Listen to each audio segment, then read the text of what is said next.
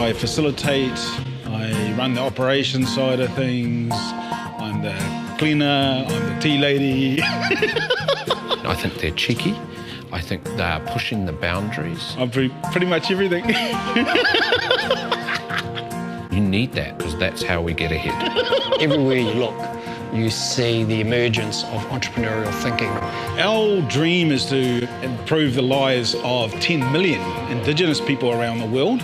And so we went, actually, if we're about changing the world, if we really think that we can do that, how about we set our sights on working with the Maori, which is how we landed on this concept of improving the lives of 10 million indigenous people around the world.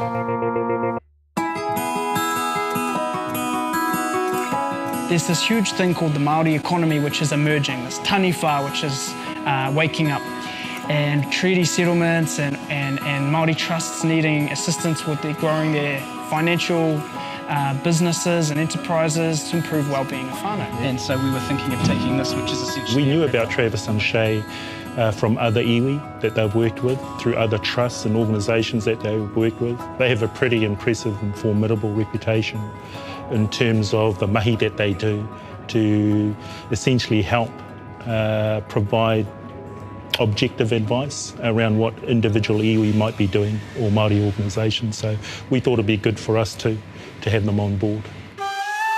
Te Whare Hukahuka or Tangaroa is the name that we've been blessed with by our first iwi partner, Ngāti Pūkenga. Essentially comes from a story of the first whare that was built by Tangaroa under the sea.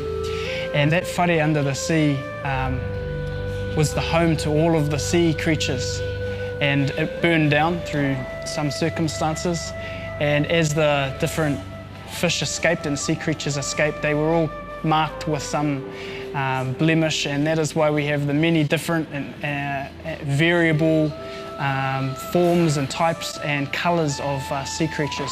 So essentially the name Te Whare Hukahuka or Tangaroa refers to the whole domain of creation and innovation, and that was the prototype for all whare that we have now. We have a dream, a really passionate dream, and it takes often courage to get it out of moving it from a dream into reality. So that's where people like mentors come around, because a dream plus a plan, in the end equals a vision which a mentor can then work with and help people through the process of achieving that vision. So you got Gary, Dennis and Jim as an external. Yeah, okay. Travis and Shay helped us to do, just some practical, pragmatic things around looking at what's the first domino, they call it, of our strategic priorities, rather than going halfway down the line of dominoes and pushing that domino and missing all the rest in between.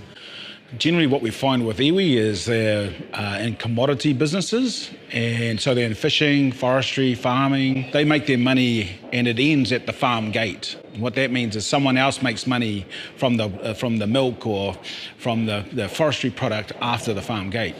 Our recommendation for iwi is to look at taking your log and what can you turn that log into? Is it some sort of furniture?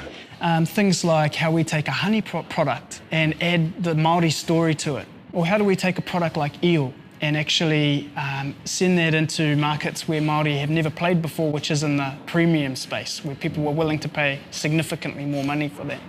Or ginseng.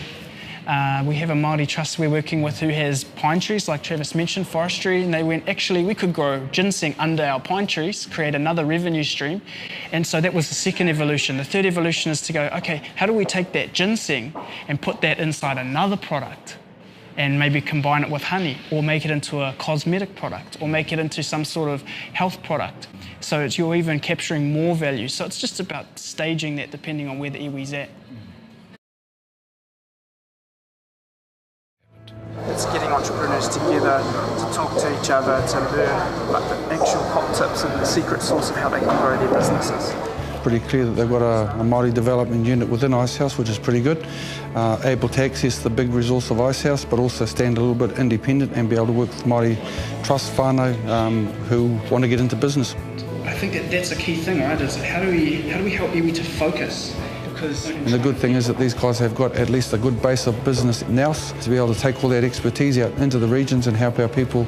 And I think that's what's really exciting, is to see a group of people who are really participating not only in our own country Aotearoa, but globally as well, and bringing these indigenous kind of mindsets which can be strongly combined with current Western thinking. We came across this whakatauki that had been created by Apirana Mapuika. This whakatauki was kia tū koe ki te kei o te waka, kia pakia koe i ngā ngaru o te wā, which essentially means stand at the prow of the waka and feel the waves of the future biting at your face. And I really like that kōrero, and I like that kaupapa, because essentially what it means is be brave, be prepared to think differently, and be prepared to take the hard knocks of what it means to be in a position of leadership going into an unknown future.